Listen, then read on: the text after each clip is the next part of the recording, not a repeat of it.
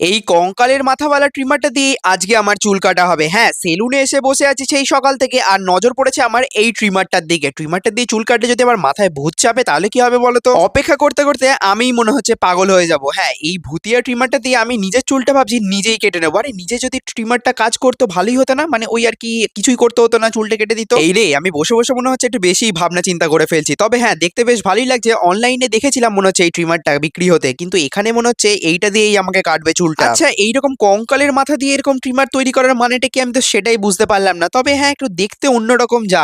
চলো চালিয়েই দিয়েছি, এবার আমি নিজের চুলটা নিজেই কেটে নেবো। না, ট্রিমারটাই কেটে দেবে আর কি। থাক বাবা, রেখে দিই, নালে আবার কিভাবে কি চুলটা কেটে দেবে তখন আবার মুশকিল হয়ে যাবে। একটু অপেক্ষা করি, আমার চুলটা কাটাই হয়ে যাবে। নাই কাজ তো খইবাজ, কি আর করবো, একটু এদিক ওদিক দুলে ভিডিওটাই করে নিলাম। আরে ভাই, এবার তো আমি বোর হচ্ছি, কখন কাটা হবে আমার চুল? সত্যি বলতে 1 ঘন্টা হয়ে গেছে, 1 ঘন্টা ধরে বসে আছি আমি। বাড়ি পালাই, আর ভালোই লাগছে না। এতক্ষণ ধরে বসে থাকতে ভালো লাগে নাকি?